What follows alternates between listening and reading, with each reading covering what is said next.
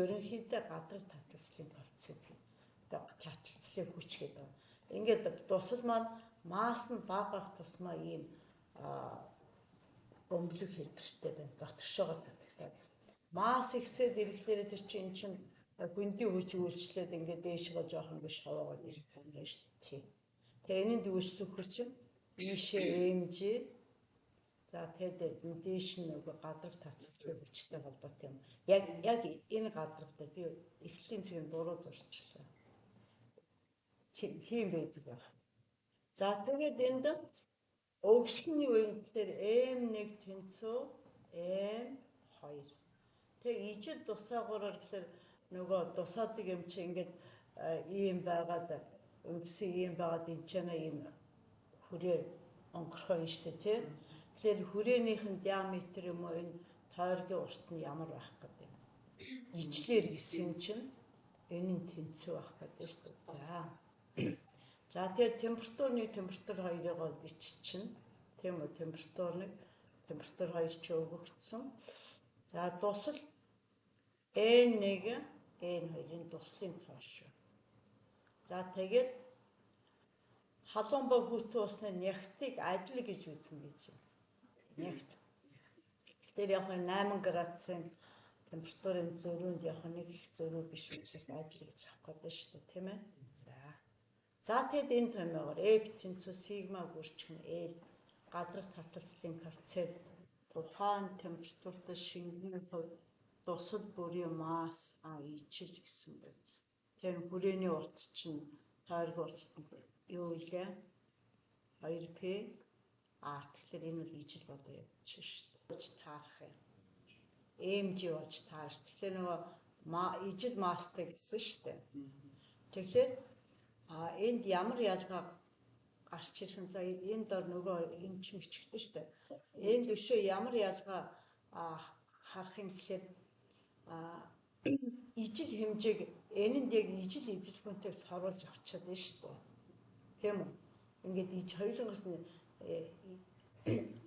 энийг соруулж авчаад байх нэг нь 8 дус 48 дусал нэг нь 8 дус болсон байгаа тийм. Тэгэхээр нэгээр нь алийг тэмдэглэсэн халууны тэмдэглэх юм бол энд хэд байх юм? Энд 48 удаа, энэ хэд удаа? 40 удаа. Тэ? За нуустай энд битүү замаар явжлаар нөгөө эхний ба эцсийн цэгийн потенциалууд нь 0 ялгар нь 0 болчихно гэсэн үг шүү дээ. Эн чин цаа дагуулгаараа механик дээр чи гэрээсээ гараад сургууль дээр чи буцаад өдөр гэртээ очичих юм бол чиний шилжилт 0 болно. Тийм ээ? Тэ тэрнтэй адилхан гэсэн үг мэд. Шилжилт 0 болно. За хоёрдугаарт энэ цахилгаан орон цэрэг шилжүүлэхэд замын хэлбэрээс хамаарахгүй. Тэгэхээр эн чинь ингэсэн байна шүү дээ. Өгсөн цэгийн цэнгийг 1 дугаартай цэгээс 2, 3, 4 дугаартай цэгүүдэд шилжүүлэхэд ямар байх юм бэ гэж. Тэгэхээр эндээс ингээ харах юм бол энэ эерэг цэнгийн үүсгэсэн цахилгаан орон байна. Тэгээд юу болсон бэ нэрээрээ. Тэгэхээр чинь хамгийн доторлын тойрог чинь 4 юм байна. Тэгэхээр R4 тийм үү? Энэ радиус нь тойргийн радиус нь тийм ээ. За 2 ба 3 дугаар цэг чинь радиус нь ямар байгаа юм? Радиус нь тэгээ 2 3 радиус нь ямар байгаа юм? Цахилгаан орон цэник шилжүүлэх ажил чинь юу болсон? Ер нь товчлоо бичих юм бол А тэнцүү Q гүрчгэн дельта P гэсэн үг шүү дээ. Тийм үү? Дельта P. За сөрөг гэж хаав. Ажи сөрөг гэж. За хэвсэд юу гараад. За ингэж гисэн нэгдүгээр. Хоёрдугаар тараа энэ потенциал чи өөрөө цахилгаан орны тухайн зөвхөн энэ цэг дээрх энерги хэмжих байна. 2 цэг дээр, 3 цэг дээр. Тэгэхээр эн чинь нөгөө потенциал энергийг хуваах нь эерэг цэн гэсэн ийм онол орж ирсэн шүү дээ. За тэр чинь сая би ном гаргацсан шүү дээ.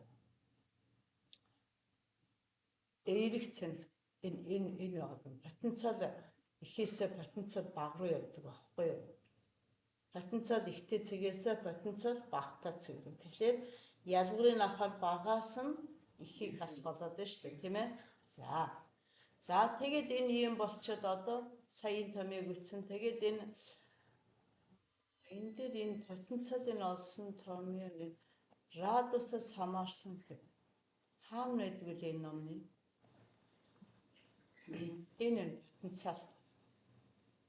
потенциал энерги гэхэлэр юмсэд энэ потенциал тэнцвэр Q байх нь энэ 4p эпсилон олч нөгөө K шүү дээ.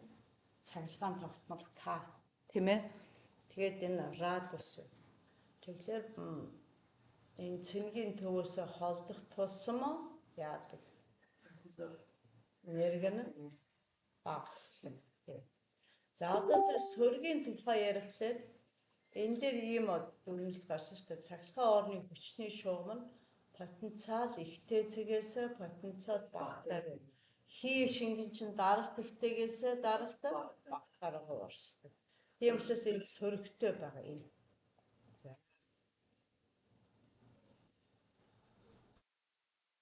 За ингэчээд одоо даалгавар дээр тэгэхээр чараа нэгээс явсан гэдэг байгаа шүү дээ. Тэгэхээр энэ потенциал энерги багтаа цэгээс нэг цэгийн потенциал энерги ямар хамгийн бага нь. Одоо тэгвэл бүгдээр ингээ биччих юм бол потенциал энэ ихсэх зүг рүү биччих. Тэгвэл юу яхаа хамгийн эхлээд 1 байна.